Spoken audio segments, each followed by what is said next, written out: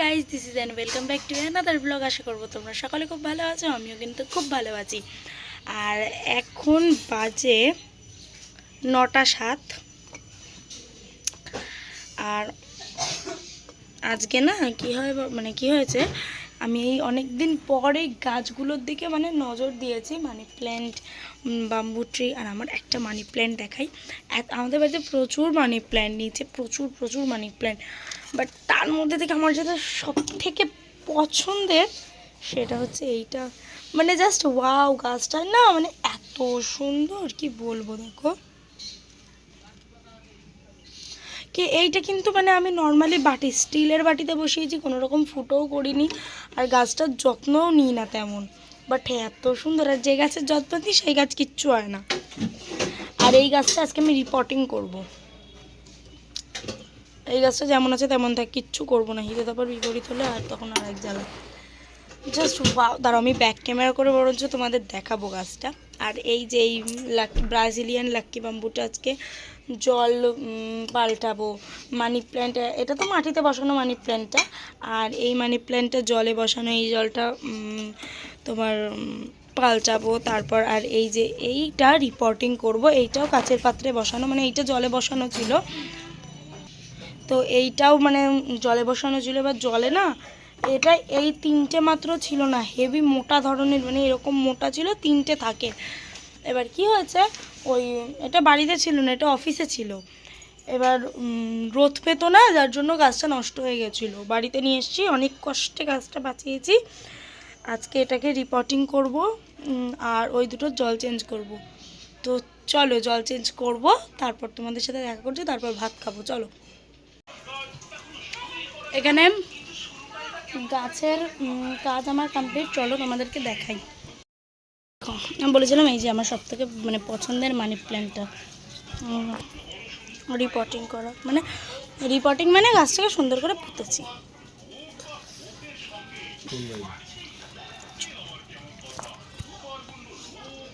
দুপুরবেলা আমি আর কোনো ভিডিও বানাতে পারিনি, আর এখন ঘুমিয়ে পড়েছিলাম একটু। আর এখন ছাদে এসছি না, এত সুন্দর একটা ওয়েদার, মেঘ করেছে পুরো। আর ওই বাড়িটা, ওই যে দেখো প্যান্ডেল হচ্ছে। সোমবার দিন ফল হয়নি অমাবস্যা, তার জন্য কালী পুজো আছে। ওই বাড়ির যে বোনটা আছে ছোট্ট একদম আরাধ্যা, ওর হয়তো 4.5 কি 5 বছর মনে হয়, এখনও হয়নি, ওই 4.5-5 হবে। ও হচ্ছে মায়ের স্বপ্ন দেখেছে, কালী ঠাকুরের স্বপ্ন দেখেছে, তো সেই জন্য ফলাহারিণী অমাবস্যাতে পুজো আছে। আর আমার মাসির বাড়িতেও পুজো আছে, তো তার ব্লগও আমি তোমাদের সঙ্গে শেয়ার করব।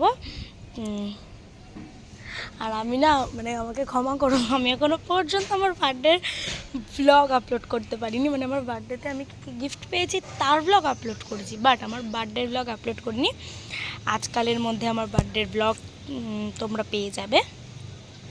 তো যেটা বলার জন্য, এই এত সুন্দর ওয়েদার যেটা দেখানোর জন্য, দেখো জাস্ট ওয়াও, দেখলে।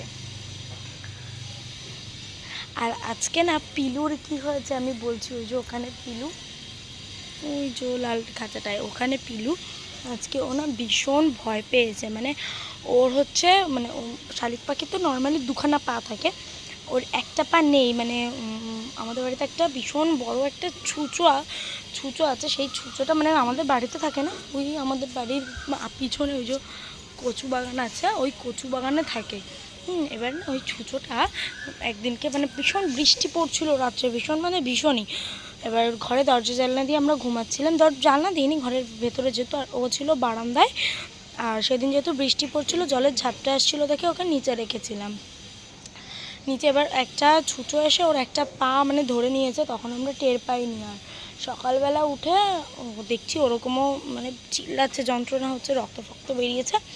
তারপর হলুদ লাগিয়ে কোনো রকমে একটু বেঁধে দিয়েছি পাটা, এতটা মতো পাওয়া ছিল। তারপর ডাক্তারের কাছে নিয়ে গেছিলাম, অ্যান্ড তারপর এইটুকু মতো পাটা বেঁধেছিল, সেটা কেটে দিয়েছি, নাহলে ওখান থেকে আবার ইনফেকশন হয়ে কিছু হয়ে যেতে পারতো। তারপর থেকে ও মানে আমরা ভেবেছিলাম ভগবানের ইচ্ছা সবই, আমরা ভেবেছিলাম কি যে ও হয়তো এই ধাক্কাটা নিতে পারবে না বা কিছু, বাট না, খুব সুন্দরভাবে সব কিছু ম্যানেজ হয়ে গেছিলো। অ্যান্ড আজকে আবার আজকে ছুঁচো না, আজকে একটা কী বলে আর কি ওগুলোকে বেজি ওই যে লেজ লম্বা হয়, অ্যাশ কালারের, গ্রে কালার টাইপসের হয় ওই, বা ধূসর কালার যেটাই বলো না কেন, ও এসে মানে ওর একটা পালক সবে ধরেছে আর ও চিল্লাচ্ছে দেখে আমরা সবাই গেছি, আমি আমার সোনামা মানে আমার কাকি, আর আমার মা ছিল না, মা আমার আমাকে মানে আমার দিদাকে নিয়ে ডাক্তারের কাছে গেছিলো। আর সে তারপর গিয়ে দেখে তার রক্ত মানে একটু মানে সে না ধরার মতো। তারপর ওকে নিয়ে এসে ও থাকে একটু পিছনে মানে আমার ঠাম্মার ঘরে, ওকে এই সামনে নিয়ে এসেছি। ও না জাস্ট মানে তোমাদের যদি তখন দেখাতে পারতাম, জাস্ট মানে কি বলবো, আমরা যেমন শীতকালে সোয়েটার না পরে থাকলে যেমন জল ঢালতে গেলে কাঁপি, ওরকম রীতিমতো ওরকমভাবে কাঁপছে, মানে সে যে কেমন, আমার ভয় লেগে গেছে, কারণ পশু পাখি আমি ভীষণ ভালোবাসি। তারপর ওকে সামনে এনে রেখেছি চুপচাপ। অন্যদিনও অনেক কিছু, ও মা, মাম্মাম, ভাইয়া, দিদিয়া, সঞ্জয় মানে ও কাকার নাম সব কিছু বলে, ডাকে, ওর নাম পিলু পিলু বলে ডাকে, হাঁসের ডাক ডাকে, বিড়ালের ডাক ডাকে। আজকে আর সেটা করছে না, আসলে ভয় পেয়েছে তো তার জন্য ভয় পেয়ে গেছে। আর আমাদের বাড়ি এর আগে দুখানা কুকুর ছিল, একটা ল্যাব আর একটা রডওয়েলার, দুজনকেই দিয়ে দিয়েছে। আমি জানতাম না সেটা, মানে জানতাম না বলতে আমি জানি না, আমি যেহেতু কান্নাকাটি করবো আমাকে কেউ বলেনি যে কুকুর দিয়ে দিচ্ছে। ও না, সত্যি কথা বলতে ওরা দুজন না আমাদের বাড়ির কুকুর ছিল না, ফ্যামিলি মেম্বার ছিল।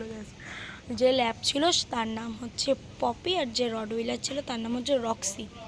যাই হোক, সে সমস্ত পুরনো কথা তুলে তো আর লাভ নেই। আর তারাও তোমাদের পিলুকে দেখাই, ওই দেখো এখন চুপচাপ বসে আছে। দাঁড়াও ব্যাক ক্যামেরা করে ভালোভাবে জুম করে দেখাই, ওই যে দাঁড়াও, ওই যে দেখতে পাচ্ছ পিলু একদম চুপচাপ বসে। ওই আমি একদম উপরে, তো ওকে অনেক জুম করে দেখাচ্ছি, যার জন্য ক্যামেরা কোয়ালিটিটা একটুও ভালো নেই, তোমরা ম্যানেজ করে নিও।